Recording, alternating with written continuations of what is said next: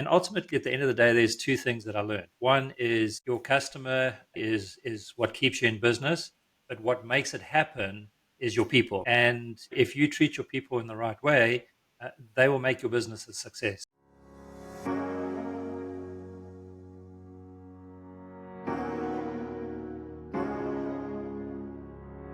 Welcome to the People Powered Solutions podcast. In this show, you'll gain expert advice and tips on building a thriving workplace culture with happy employees. I'm your host, Lorianne Duguay, and I'm thrilled to be spending this time with you today. Hello and welcome to another episode of the People Powered podcast. We are continuing our Culture Secret Sauce series, folks, showcasing companies who, when it comes to offering a highly engaging workplace culture, they have clearly understood the assignment. We want to continue offering you some very operational tips, tricks, strategies, low to no cost tweaks you can do to your existing workplace environment in order to create a more engaging, happy, productive workplace. This week, we're welcoming Dean van Zyl, who is the CEO and founder of National Adhesives. Dean, did I just massacre your last name? Let's just be clear on It's that one. okay. Most people get it wrong. It's a fun sail, like have some fun and sail a boat. There you go. Fun sale. I love it. Fun sale. I'm going to use my usual go-to. French is my first language, so I tend to do this a lot. And the same way that my last name is French, so people tend to massacre mine as well. It's all But good. Where I come from, a Z is a Z. So there you go. Actually, X, Y, Z. So in Canada as well, I would have to say in Canada as yeah, well, it's there a we Z. go. So welcome to the show. We are excited to have you on and to have you share the National Adhesive stories with our audience. Thank you, Laurie. I appreciate it, and I appreciate being here. So before we deep dive into perhaps the some of those strategies and tips and best practices, I suppose you've uncovered along the way that have in your mind really improved and created a highly thriving workplace culture, I would love for you to share a bit more with the audience how Dean got to doing what Dean does today, as well as a bit more insight on how National Adhesives came to be.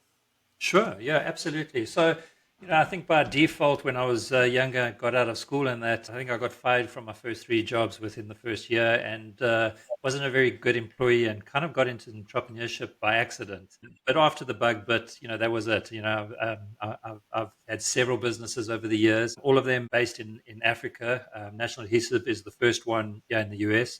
And I've been involved in everything from cross-border logistics to marketing and branding production, furniture manufacture, industrial supply, and so forth. So, touch bases on several different things. And ultimately, at the end of the day, there's two things that I learned. One is, your customer at the end of the day is what keeps you in business, but what makes it happen is your people. And, if you treat your people in the right way, they will make your business a success. Absolutely. And that's one of the things that I sort of realized over the years of making lots and lots of mistakes. And yeah, so I had an opportunity about 6 years ago to come over to the US. I just exited, two of my businesses that I was still involved in, but on a very low level. I had closed another business down, You're truly a and serial entrepreneur from what I'm hearing here. obviously just not enough, on my plate. So I just keep myself busy. Awesome. And it's fun. I enjoy building things. I enjoy creating things. And I think with that comes the fact that I've recognized I'm not the best maintainer. I'm not a good manager, but I'm a good visionary. So knowing that I've surrounded myself with the right people, and those people, from a leadership point of view, have got a lot more experience than I do. Have a lot more knowledge. Understand all of this better. But more importantly, it's like who they are. It's not just about their skill set. It's about the individuals, what they bring to the party as a personality, from a culture point of view, their values, their beliefs, all of that kind of stuff. And that's primary for me. So we've got some phenomenal skill sets in our business, but more importantly than that, we all have the same value and the same vision.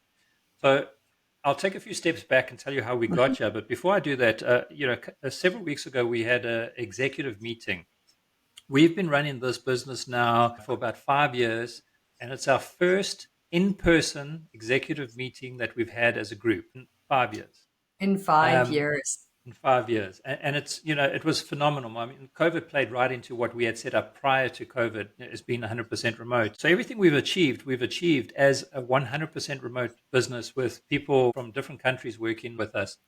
Um, and the awesome thing is, we did a little exercise in the beginning of the session when we first started, just to get where everybody's headspace is, what they saw, what they believe, the good, the bad, the ugly, how they felt about it, what's emotion involved, all of those kind of things. And without fail, every single person was on the same page. It was just phenomenal. So That's I impressive. think, and there's no ego in our business at all. There's just no ego. We're a team, full stop. So, that makes a huge difference in the business.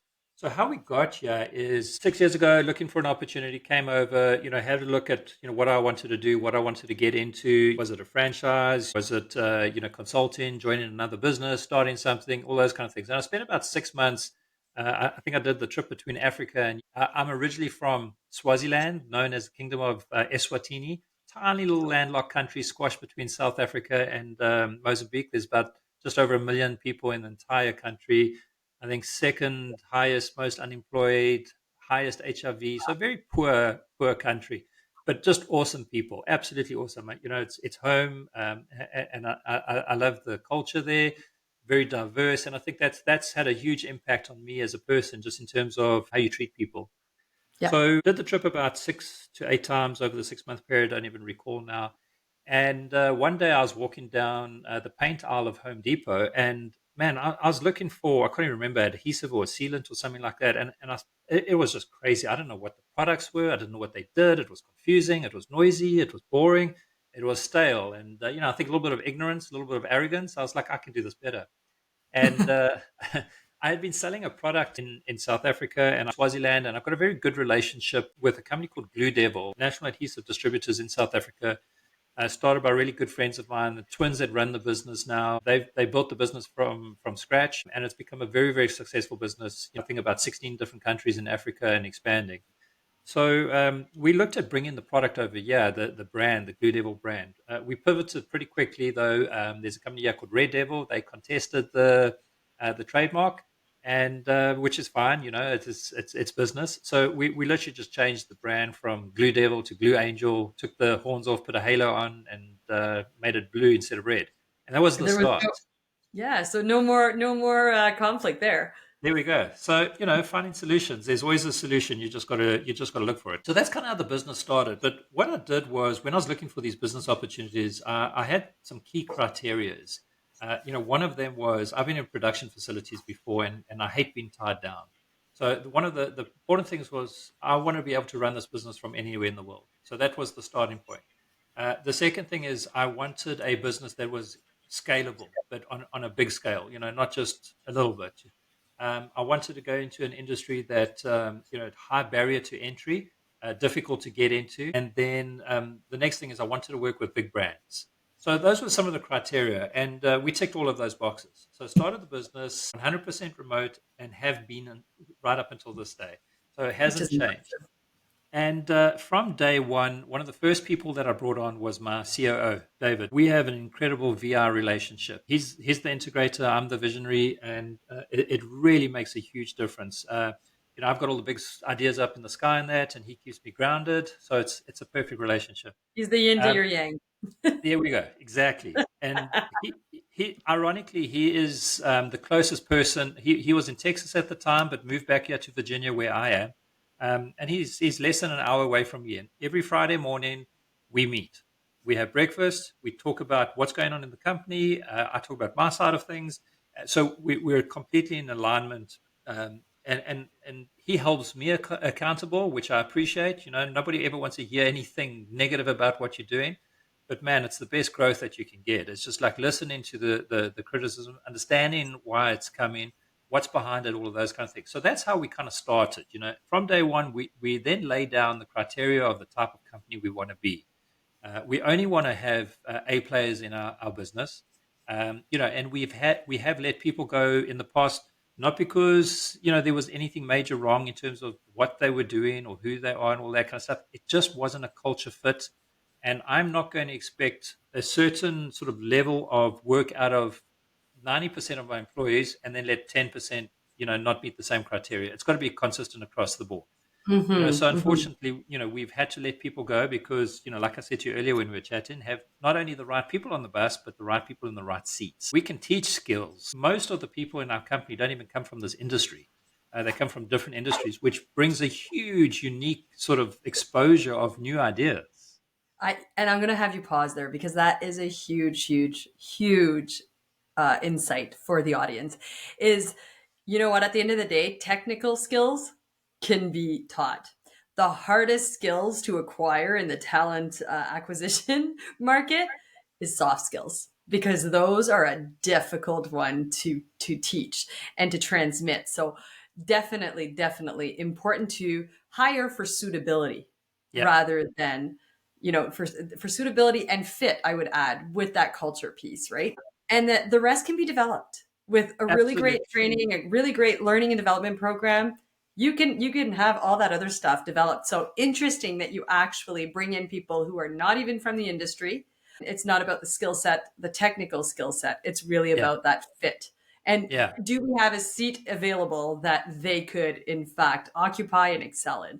Not a seat just to have a warm bum in seat per se, but really to allow them to step into their full potential. That's a Absolutely, powerful approach. absolutely, and it's this comes a lot from our past, not really in this company. And that when people are not performing, you sit down, you educate, you have the conversations. If they're still not performing, then you're going to sort of discipline, just to as a reminder, and then you replace. So we like to look at the theory of slow to hire, fast to fire. Hmm. It just the other thing is that it just sends a lot of respect to the rest of the team as well. Because if you're prepared to tolerate nonsense from somebody, why should other people have to carry the burden? It's not fair.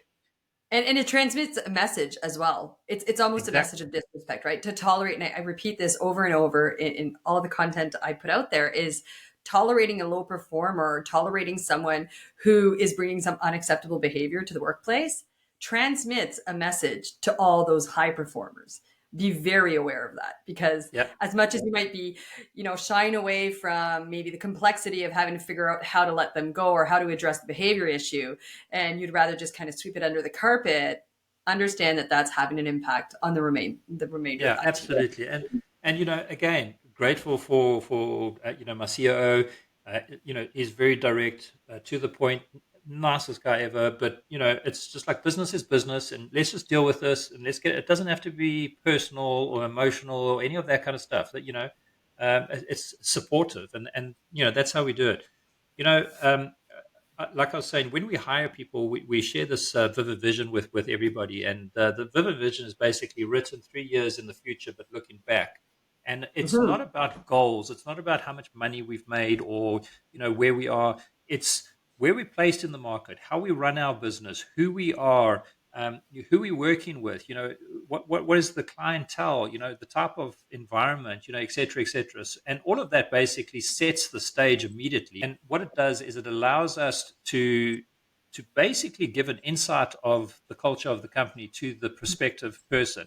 And if they read that and it doesn't resonate with them, they're not the right people, even if they're the best at their job in the world. But if they're not going to fit into the culture, it's not going to work. You I know? have a question. Do you actually ask a question relevant to that? Like, have you read it? How has that landed? What parts of that kind of resonated through your interview process? Just So no, curious. we don't do it that way. Okay, it's not like a test where you've got to answer the right question, because people Yeah. can they can temper that. They can say, "Oh That- yeah, yeah, I believe in that. I believe in that." It's not that. No, we have conversations with people, and you get to know somebody. There are ways of having conversations where you can pick up their vibes, their energies. We obviously look at their beliefs on social media. Just what are they putting out there? Does that align with what the interview? So it's things like that. Yeah, So yeah. we're No, looking I at a like lot of that. I was actually asking for exactly that reason because I feel like if you ask it in that way, then they can always, we've got great interviewees, right? Like they can kill any interview. It doesn't speak necessarily or translate to how competent they are in the actual doing of the work. They're just great at Yeah. answering under pressure, right? Exactly. So I like So that. let me share two things with you which makes me very, very, very proud of my team, like unbelievably proud. So, we've obviously come up as a startup, and startup is never fun. It's fun when you get through it and you look back, but getting through it, it's pretty brutal. We went through a 2-month period where we furloughed our staff, everybody, every single person. Two things happened. One is everyone carried on working, and two, nobody left.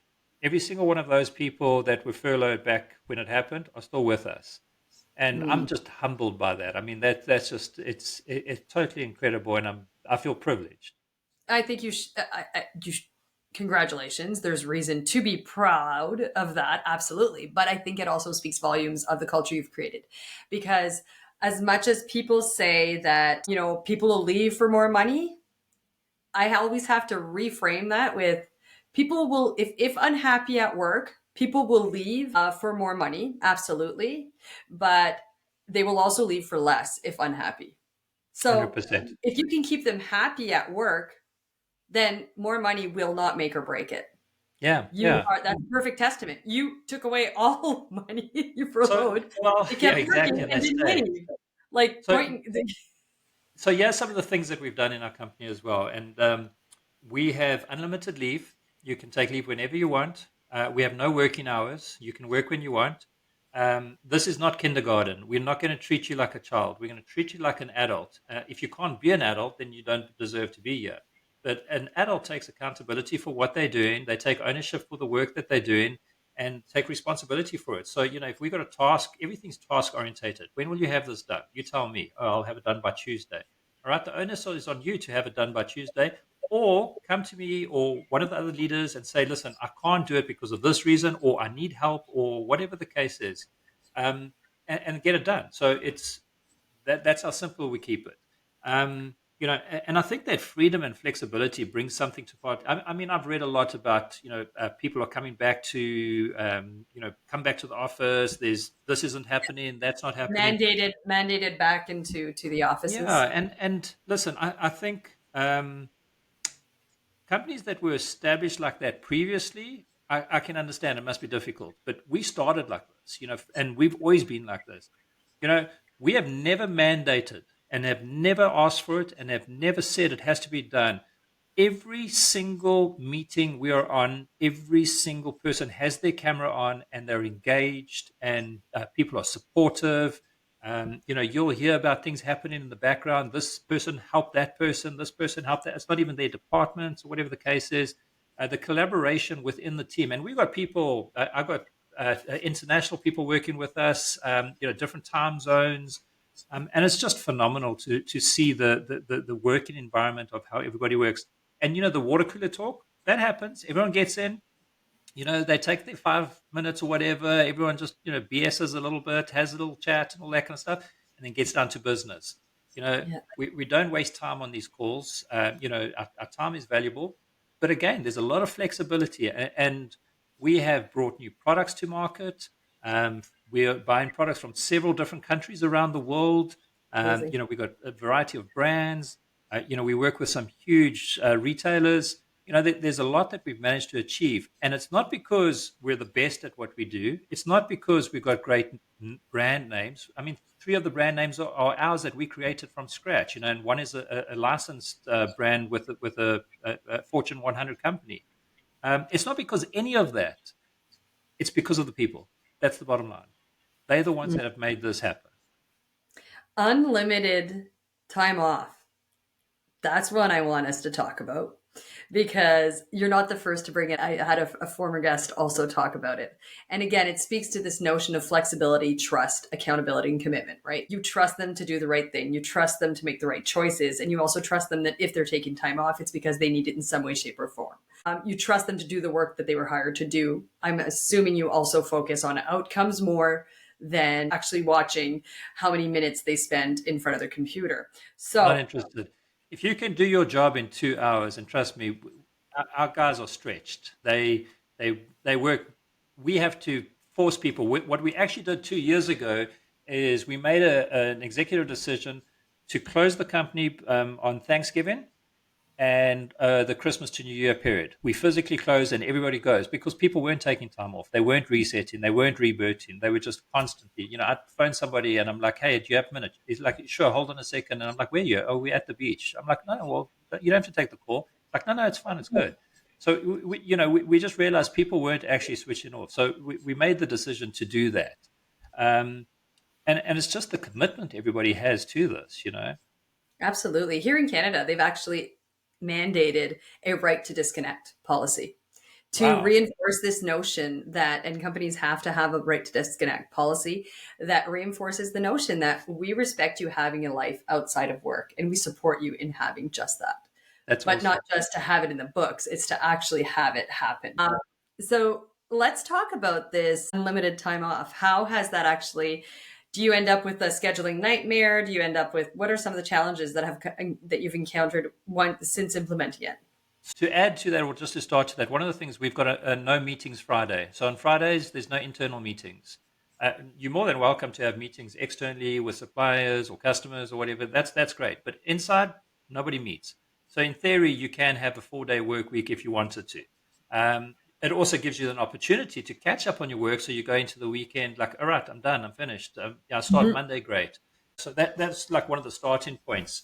What we do is everybody logs on their calendar. We have obviously a company group calendar, and they just log on out of office. I don't need to know where you are. I don't need to know that you're taking your kid to karate or you at the hairdresser. You watching a movie. That's not of interest. And we don't monitor how much time people are taking off or booked off or whatever the case is. We're really not interested in that. We monitor how your work is, and if you're not getting your job done, there's only two reasons. All right. One, you're not able to do it. Okay. You're not capable. All right. Or B, you've got too much work. And do you have too much work because you're taking too much time off? Or do you have too much work because you've got too much work? So that's sort of the way we look at it. There's a lot of support within. So what will happen is before anyone takes time off, they will speak to whoever, whether it's people in their department or their leaders and all that kind of stuff and say, hey, listen, I'm going to be away for a week next week. Is there anything that you need from me right now? If it's urgent, you can phone me. But otherwise, I'm going to be bad cell reception, whatever it may be. I've brought so and so up to speed. There's nothing outstanding for me. What do you need?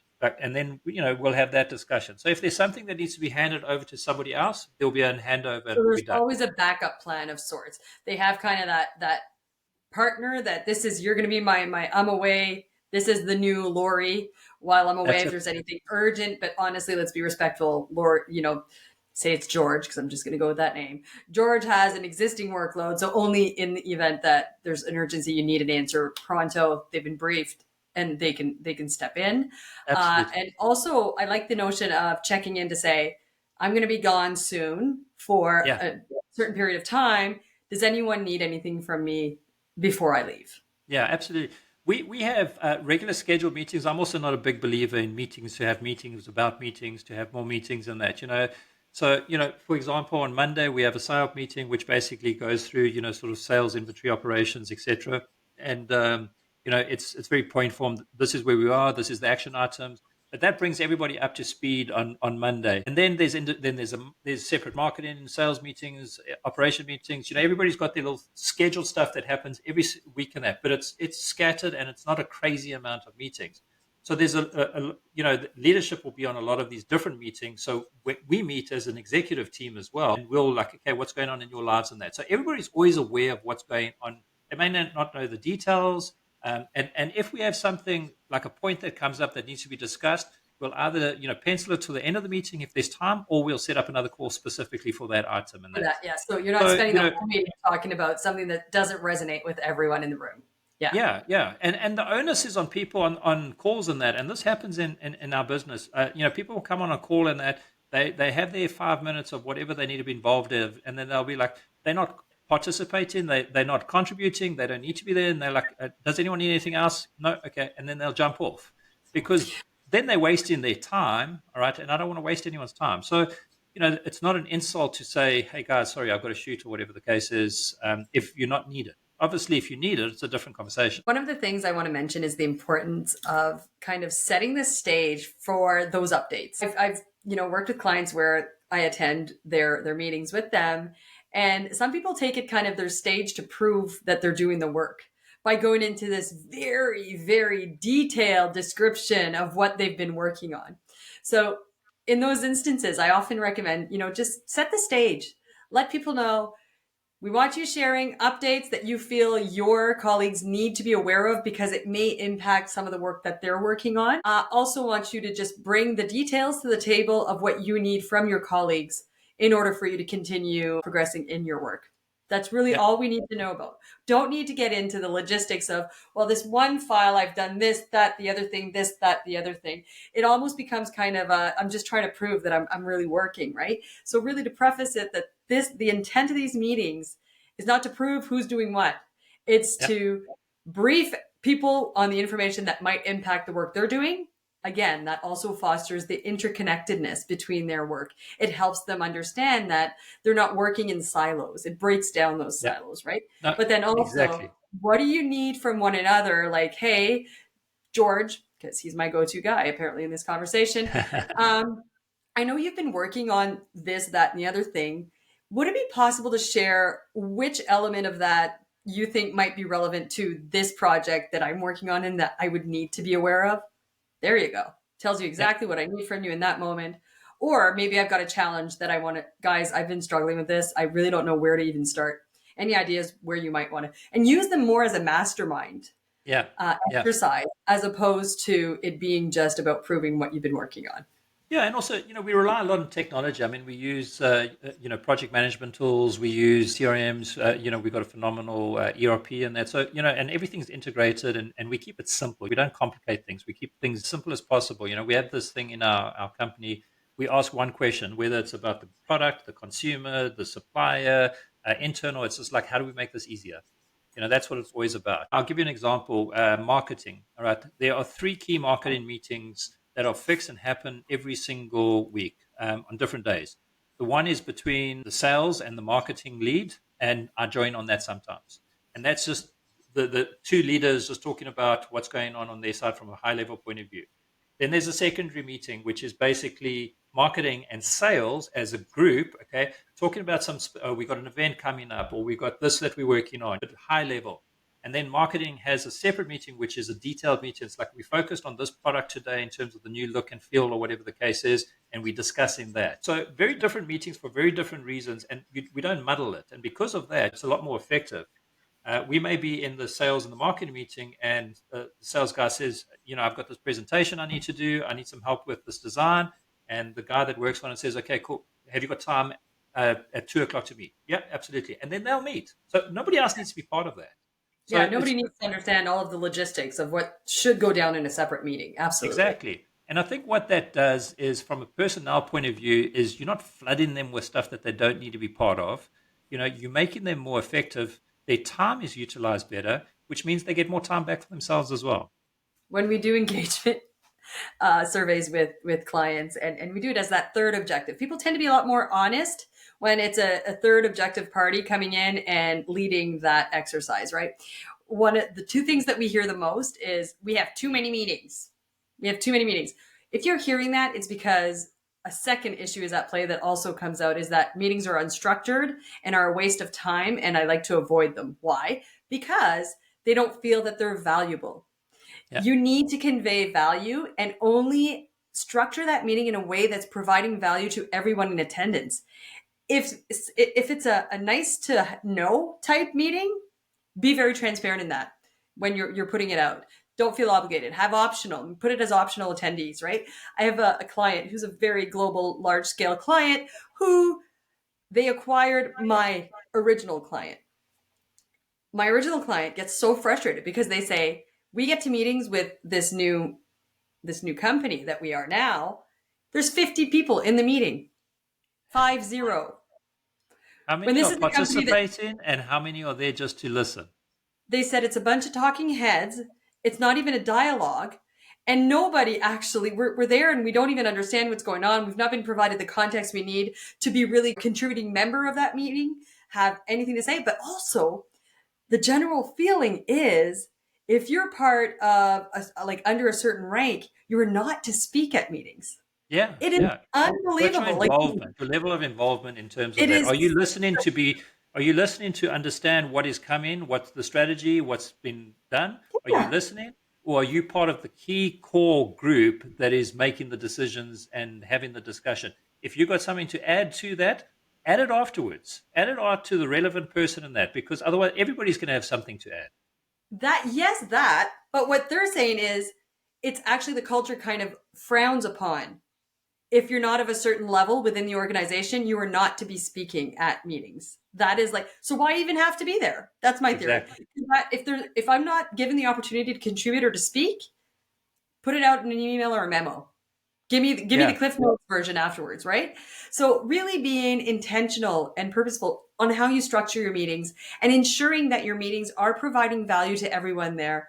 I love that you've shared so many very specific examples of practices that would in fact make your meetings that much more effective, that much more inclusive, and that much more productive. That was some really, 100%. really great information. And again, it speaks volumes in terms of the culture that you're creating, this culture of trust, this culture of respect. It's ultimately a respect thing to make sure that I value your time and I don't want to waste it in meetings that I don't feel you need to be there. So we also understand that from a shared commitments perspective, if you need to drop off because you don't feel you'll be of any value moving forward, then I respect that and I'm okay with that. So Absolutely. developing these shared commitments as a group is really important. And then documenting them somewhere, reminding people of them regularly so that it's not a one and done. And if I've joined, you've established these shared commitments at one point in the game, and then I joined 3 months later, I need to be privy. So not just to have them established, you need to be using them and Yeah. upholding them and reminding people of these things, right? So we take a slightly different approach to that. There's a lot of the stuff that we do that I'm not ever going to document, okay? Because I don't want to say, oh, by the way, let me write this down. Here's the 10 rules about this and all of that kind of stuff. That's not what we're looking at doing. So, we kind of do almost like a buddy system. It's like once you join, because we're remote and that, you get to spend a lot of time on different meetings, spend time, sitting in there, listening, understand.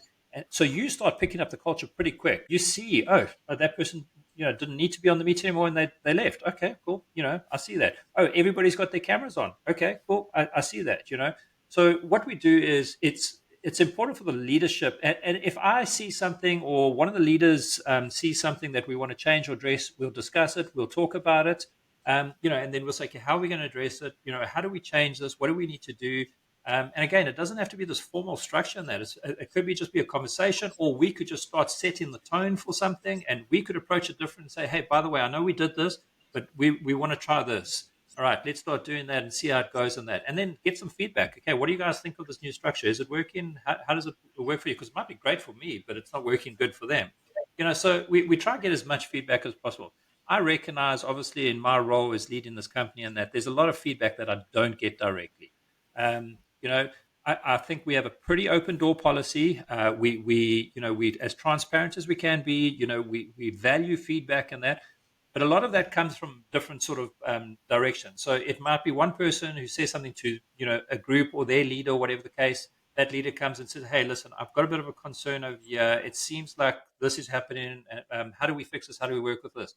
So there's a lot of sort of feedback going back and forth. It's not just dictate, dictate, dictate. Oh, it It's should be a 360 loop, right? It should be yeah. flowing in all directions. And so to that point, curious, what are some of the ways that you gather feedback? Although it doesn't come directly to you, but how are you actually measuring and checking the pulse on your people to see, how are they actually feeling? What are some of the maybe continuous improvement opportunity areas that they've seen? How do you actually gather that those insights? So I have plenty of one-on-ones this afternoon. I've got a one-on-one with our sales and R&D guys. Tomorrow I've got marketing. I have my Friday mornings with my COO. So there's a variety of different places where I sit and have conversations. And somebody will say, "Hey, so and so is taking strain. He's been diagnosed with this, or that's happened, or whatever the case." Okay, well, what do we need to do? Well, how can we support? That kind of thing and that. So a lot of it's coming up the chain. For me, I then also touch in, and not as often as I'd like to, with individuals. We'll be on a call and that. And I think over the years, I've been a pretty decent sort of skill of reading people. So when we chat in and that, you can see people, facial expressions, engagement, emails, conversation, all of that kind of stuff. So you can definitely see if there's some stresses. And I have different conversation, and somebody might just say, "Oh, my colleague is, feeling X." I'm like, "Okay, do you want me to do something about it? Because I don't want to overstep either." It's like, "No, no, I want to let you know what's going on." I said, "Okay, well, if there's anything else, just come back to me. I'll speak to that person's leader and say, hey, just bring you up to speed. Be aware that so and so is struggling with this." And that 9 times out of 10, they said, "Yeah, no, I'm aware of it." So there's a lot of communication happening. I see my role very simple. We're an inverted pyramid. Okay, on the top, you've got the front line, and these are the fighters, the inventory, they out there making the sales, doing all the work and that. And then coming down, you've got their support system, and coming further down, their support system, right down to the bottom where I'm at the bottom there, and I'm the support system. I'm the safety net. Wherever there's pieces that are getting dropped, I need to step in and help and sort of rectify that. And my job is really just to keep this big pyramid going in the right direction, and picking up the pieces in that. That's kind of how I see things. And that's when this information filters through, we get an opportunity to address it. Absolutely. And I love that analogy. It reminds me of one of my favorite kind of images on leadership, and it's a wolf pack, and the leader of that wolf pack is at the very back of it. Understanding that I'm here to, kind of redirect any stragglers or anyone that might fall off course, but really I trust you guys to take us and lead us to where we need to be going. So Absolutely. that is absolutely brilliant. You've shared a ton of things here. So many great nuggets of wisdom. We are almost at time. I want to kind of summarize some of the most impactful ones for me. The notion of ensuring that you're hiring for suitability and that you're also aligning people's strengths with the different roles within the organization and giving them the ability to have that mobility from one role into a next if that initial role might not be a fit, but also having the flexibility to let people go if they're just not a culture fit with the organization, and understanding the impact of not letting them go and kind of tolerating that lower performance or that non fit or that crookedness, I suppose, is also transmitting a message to others. So the analogy of your bus, of making sure that you've got the right people in the right seats. And I love also that you started out this entire conversation by saying you are where you are today because you've learned to surround yourself with the right people. Knowing Absolutely. that and accepting and owning that I'm not an expert in everything. But what I am great at is ensuring that I'm able to leverage and find the people who are and making them part of our team. So that was one of the initial insights that I really appreciated. Loved our entire discussion about just flexibility, that unlimited time off, the values that you want to uphold within your organization, this notion of ensuring that you trust people, and the impact of certain maybe more traditional corporate practices, which you didn't necessarily say outright, but I think a lot of the audience will resonate with some of the things that they're doing that are actually counterproductive Absolutely. to transmitting that level of trust and to telling people, that we value you and we see you and we understand that you have a life outside of work. And as long as you're performing to, and bringing the outcomes that you've agreed to when you accepted this position, I'm not going to question on the how you make Yeah. that happen, which is, Yeah. again, in a workplace, in a labor market where it's 1 in 4 of your existing employees, folks, are eyeballing the exit door right now. That is how you attract and keep that next generation of worker. You tell them you trust them, you invest your faith in them, and you give them that level of flexibility. And the final thing there was even a ton of other ones in between there, but certainly this last part of the conversation was really insightful too, in terms of how does this actually operationalize? And that's the piece that people think it's complex. Communication is an issue everywhere. It's Mm. the number one complaint in all of our engagement survey exercises with our clients, that we don't know anything. What does that look like? What does true transparent communication actually look like? And Yeah. how can you achieve it as a leader? But also, how can you provide them the tools to make sure that it's flowing in a 360 loop? Your job as a leader, that inverted pyramid, is to build the systems that will support that pyramid. Bottom line. Well, I'll add something into that part. My job is to bring the right leaders in to build that system. Oh, yes, absolutely. Absolutely. And if you want to scale and achieve the growth that you alluded to at the very beginning of our conversation, that's the secret sauce right Yeah. there. Yeah. Listen, I make mistakes on a continuous basis. I'm always learning. I'm not perfect. I'm human, and my team holds me accountable just as much as I hold them accountable. Wonderful. Well, if people want to continue connecting with you, Dean, or even better, if they're interested in working for that culture specifically, can you share with our audience how they might continue connecting with you or with the company? Sure, I'm very active on LinkedIn, so they just have to look for Dean van Zyl from National Adhesive on LinkedIn. They'll find me. That's the best place to communicate with me as a start, and then from there, we'll take it, and I'll either refer them to the right person or I will speak to them. And I like to get to know everybody a little bit that works for us. So yeah, absolutely. Love it. And folks, we will have all the relevant links for the company website as well as to connect with Dean in the show notes. So I'm going to attempt this one last time on my parting goodbye, but thank you, Dean van Zyl. Did I do it right? There we go. Well done. Ah, yeah. Thank you so much for joining our show and for sharing with our audience these valuable insights. As I always say, this is not rocket science. And Dean actually did mention it too. Don't overcomplicate. Simple is best. Mm. Absolutely the best way. So don't overthink it. Engage your team members in helping you come up and troubleshoot some of those ongoing people related challenges. And then, that's how you include them. That's how you get them to contribute. But don't overcomplicate. Keep it simple. After everything you've heard today, I hope you can take one nugget of wisdom, one thing that you could start to implement today, or at least start to plan to implement today, and go do that. Well, folks, thanks for joining us for yet another enriching conversation. To hear more about today's guests, make sure to check out the links in the description of this episode. Want to continue the conversation?